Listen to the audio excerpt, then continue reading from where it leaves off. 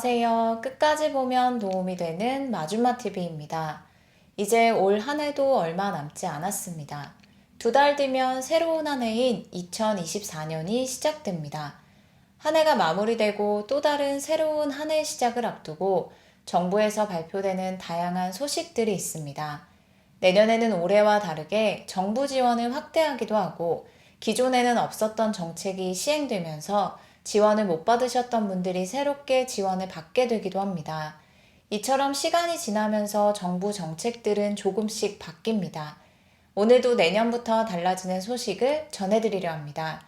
오늘 소식은 정부 지원을 확대한다는 내용입니다. 그래서 아마 지금까지 지원을 못 받으셨던 분들 중에 새롭게 지원을 받게 되는 분들이 늘어날 것 같습니다. 누가 무엇을 얼마나 지원받을 수 있게 되는지 관련 내용이 궁금하신 분들은 오늘 영상을 통해서 자세한 내용 꼭 확인해 보시길 바랍니다. 그럼 오늘도 끝까지 봐주세요. 우리가 살아가면서 꼭 필요한 것들이 있습니다. 건강을 위해서 때가 되면 식사를 잘 챙겨 먹을 수 있어야 하고 편안한 잠과 휴식을 위해서 나만의 공간이 필요하기도 합니다. 그리고 사람들과 가끔 만나서 필요한 업무를 보거나 개인적인 대화를 나누는 시간도 필요합니다. 몸이 아플 때는 치료받아야 할 때를 놓치지 않고 적절한 시기에 병원에 방문해서 필요한 치료를 받는 것도 우리 삶의 아주 중요한 부분입니다. 그리고 매달 지출되는 다양한 비용도 참 많죠. 각 사람마다 항목과 금액이 조금씩 다를 수는 있지만 휴대폰 요금, 유류비, 교통비, 관리비 등 한 달에 꾸준하게 들어가는 다양한 비용들이 많습니다. 우리 삶에 필요 없는 것들이 없기 때문에 매달 부담스러워도 감당하면서 지내는 것인데요. 이 모든 것들을 하기 위해서 반드시 필요한 것이 있습니다. 바로 소득입니다.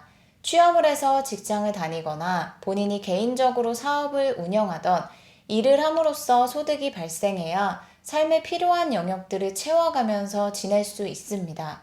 그래서 많은 분들이 살아가는데 반드시 필요한 것이 일자리이며 소득 활동입니다. 그런데 살다 보면 다니던 직장을 그만둬야 할 때도 있고 개인적으로 운영하던 사업을 정리해야 할 때도 있습니다. 시간을 가지면서 새로운 일자리를 알아보고 새로운 곳에서 소득 활동을 다시 시작해야 할 때가 있는데요. 이럴 때 많은 분들이 가장 큰 부담을 느끼게 되는 것이 있습니다. 바로 생계 안정에 대한 부분인데요. 소득이 없이 일자리를 알아보는 동안 생계를 유지하기 위해서는 최소한의 소득이 필요합니다. 소득 활동이 멈춰도 살아가기 위해서는 매달 최소한의 생활비가 여전히 필요하기 때문입니다. 최소한의 소득이 지원된다면 일자리를 알아보는 동안 생계 유지에 대한 부담을 덜 수 있고 안정적으로 구직 활동을 하는데 큰 도움이 될 수 있습니다. 그래서 정부에서 시행하고 있는 지원 정책이 있습니다.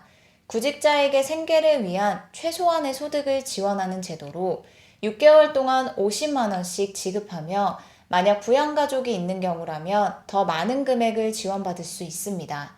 정부 제도이지만 잘 몰라서 신청하지 않아서 지원받지 못하는 분들도 있을 수 있는데요.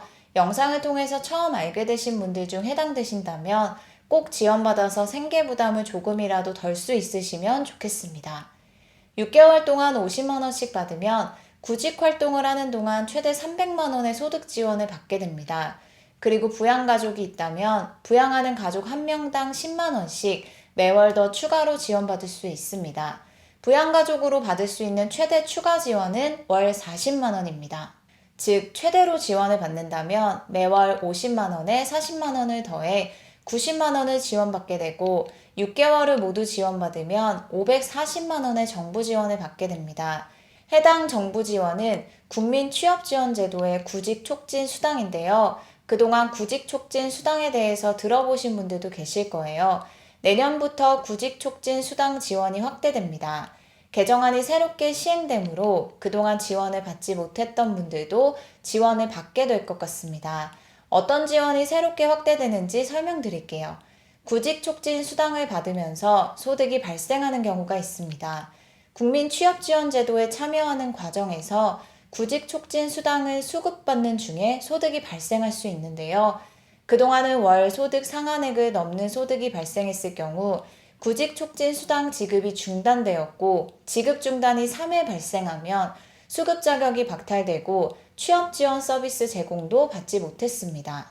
앞으로는 국민 취업 지원 제도에 참여 중에 소득이 발생하더라도 구직 촉진 수당을 지급받을 수 있게 됩니다. 그래서 국민 취업 지원 제도에 참여하면서 더 많은 소득 활동을 할 수 있게 되어 참여자들로 하여금 구직 활동을 촉진하고 생계 안정을 지원받을 수 있도록 합니다. 그럼 참여자가 소득이 발생했을 때 어떤 방식으로 구직 촉진 수당이 지급되는지 설명드릴게요. 소득이 발생하더라도 1인 가구 중위소득 60%에서 발생한 소득을 차감한 금액만큼 구직 촉진 수당으로 지급합니다. 즉, 그동안은 소득이 발생하면 아예 지급을 받지 못했던 것에서 차감한 만큼 감액해서 수당을 지급받을 수 있게 됩니다. 예를 들어 국민취업지원제도 참여자가 구직촉진 수당을 받는 중에 90만 원의 소득이 발생했다면 133만 7천 원에서 90만 원을 제외한 43만 7천 원의 수당을 지급받게 됩니다.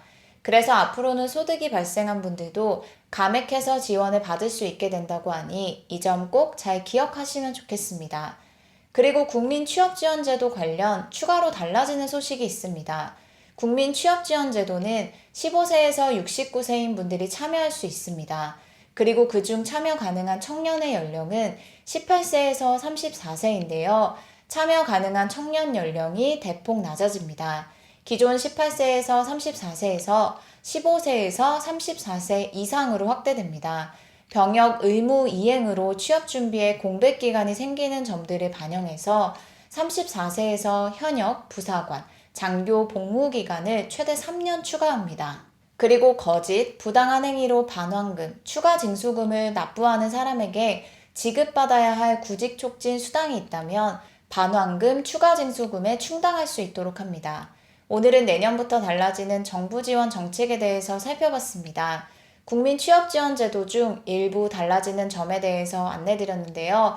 국민취업지원제도 관련해서 추가적으로 궁금하신 부분이 있는 분들은 국민취업지원제도 홈페이지를 통해서 자세한 내용 확인하시면 됩니다. 어떻게 신청을 해야 하는지, 누가 지원을 받을 수 있는지, 지원 대상에 대한 자세한 내용이 홈페이지에 안내되어 있습니다. 그리고 취업 관련 여러 가지 지원받을 수 있는 내용들도 있으니 함께 확인해 보시면 좋겠습니다. 오늘 영상도 끝까지 봐주셔서 정말 감사합니다. 구독과 좋아요, 알림 설정 꼭 부탁드립니다. 항상 건강하세요. 감사합니다.